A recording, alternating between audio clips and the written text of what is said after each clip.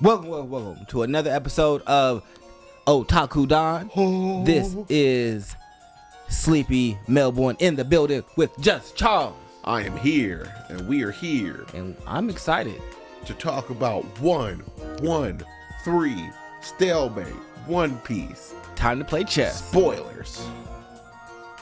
And we get into the cover art, which is a chessboard. A representation of all the Straw Hats as different chess pieces. That means you have Chopper is all the pawns. You have Rook. You Frankie have Jinbei. and Jinbei. You have Jinbei and Frankie as rooks. Sanji and Zoro as knights. I'm guessing you got. I don't know who we have as the bishops. I think it's Brook and Usopp.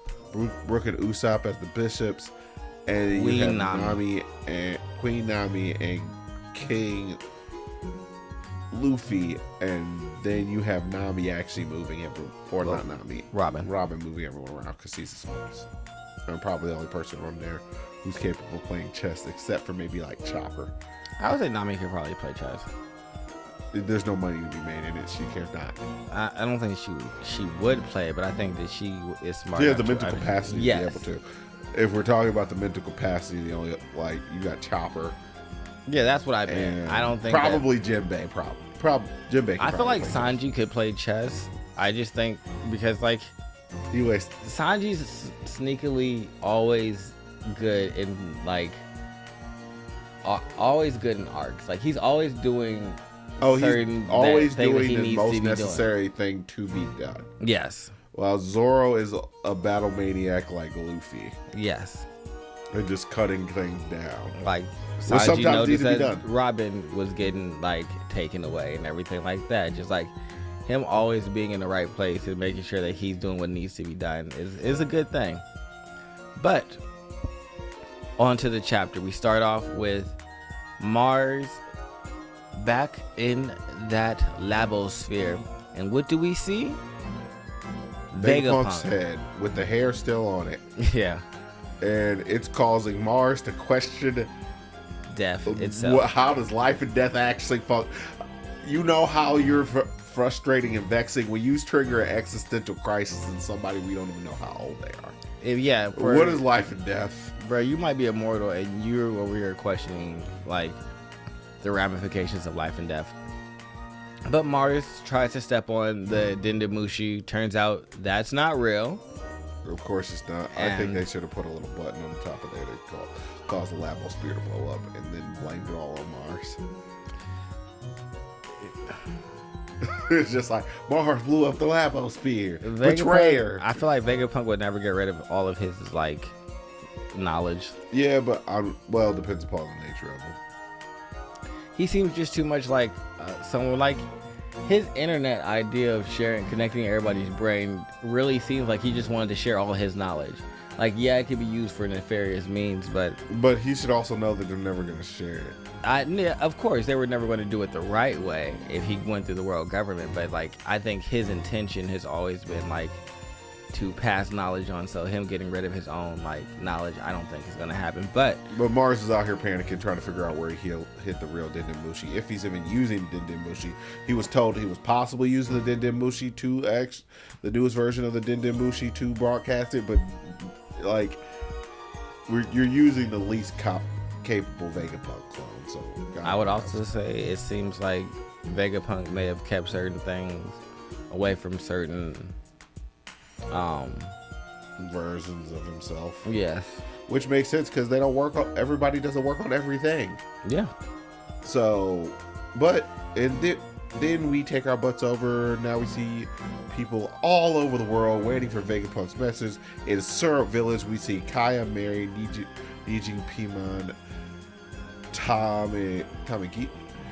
Kaminiki discussing about Vegapunk and his impact on the medical world. In Cape Town, we see Crocus listening to Vegapunk's message with Laboon.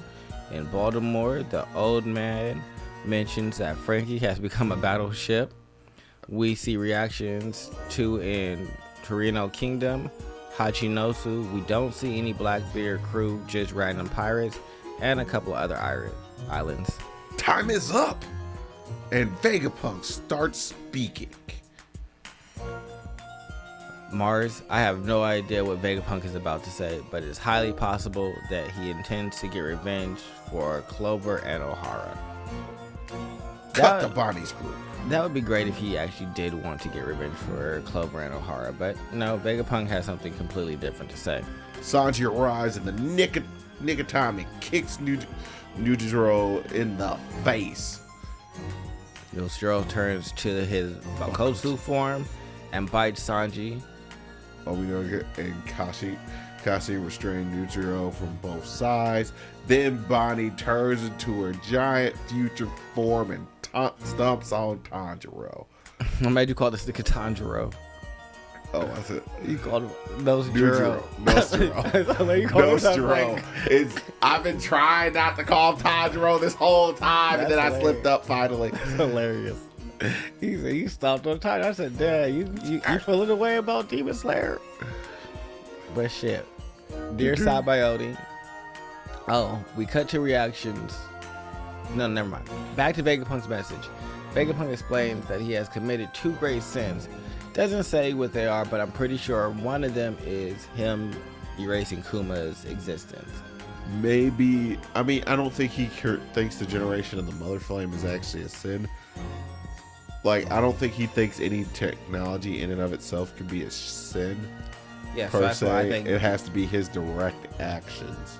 So the wiping out of Kuma is definitely one of them. And I'm kind of for him going to the government to begin with, because he has, for the most part, he admitted that, yeah, if I could run this back, I'll probably do this differently this time. But he can't. So no takesies backsies. We cut to reactions from people all over the world to Vegapunk's death. We see Caesar and Judge in German Kingdom. Caesar is crying, saying he worked so hard to bring Vegapunk down. Near Sabaody, we see Duval in his base. He's confused about why Vegapunk is dead, and when the morning news said he was the Straw Hat hostage. In the World Economy newspaper headquarters, we see Morgans is very angry. Mama. This kind of broadcast will be the end of the newspaper business. Yeah, bro, because you are a liar. Stop printing those lies. I mean, you literally tried to redact it, and they made you a liar in less than 24 hours. Yeah. That's how it happens, bro. While we see all these characters, Vegapunk's message continues. Whoever ends up killing me, I don't blame them as being evil. I will not label anyone as good or evil, since I do not understand them enough to do so. Cut to Nami's group. Saturn reaches the clouds where they are. Robin hears Saturn's voice and becomes frozen in shock because she recognizes the voice that she heard in O'Hara. We can see a flashback of that moment. Saturn, Nico Robin, the woman that Akainu failed to wipe out. Nami. Everyone protect Robin! And Brook does so immediately by cutting off Saturn's leg. Usopp shoots an explosive bullet. Nami pulls Robin away while she uses Zeus to block Saturn's leg. And Chopper uses Guard Point to protect all of them. No Luffy, Zoro, or Jinbei in this chapter. Cut to Mars again. He's talking to the other Gorosei what they should do now. Mars. What would happen if I just destroyed the power plant? Saturn, don't do it. We all could care less if it ends up wiping out all the battleships, soldiers, the surrounding island. But Topman, it would mean no one could ever be able to create another Mother Flame. Chapter ends with these Vegapunk's shocking words while we have a view of the sea with Egghead Island distant. What I'm about to say may sound ridiculous. Many will laugh at me, but everyone has the right to know. Let's begin with the conclusion. This world will sink into the sea. In the last panel of the chapter, we see a picture of the sea floor where some mermaids are swimming with fishmen and whales. End of the chapter. Break next week for our Japanese Golden Week. Full Shonen Jump magazine will be on break. Yes. So how ya feel about it? I'm excited. I like it. I really want to see this one like drawn out. I can't wait for the Raws to come out. I want to see Brooke get into action. I want to see Nostro get stomped. Like, I feel like all of the Straw Hats are kind of showing why they're on Leonko's crew at this point. Brooke is Like, Brooke doing more damage than Luffy possibly did in an entire fight. It's just like, I don't feel like that.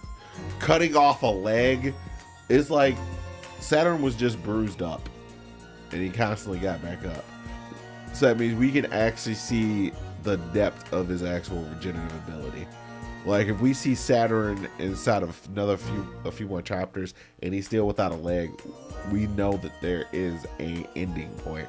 And we also know why they put Zoro off in the corner. But if he has a leg, then I feel like... And also, I feel like if stabbing weapons were going to do it, then Bonnie, when she stabbed him in the chest, would have been something. Bonnie's not that strong. And also, the funny thing about a stab is you're still not taking away that much body mass. Depending upon the world and so on and so forth, regenerating things tends to cost more than just fixing something. So for me, it's just like, yes, severing something, like cutting off an entire arm is going to take more energy to regenerate than just stabbing someone in the arm.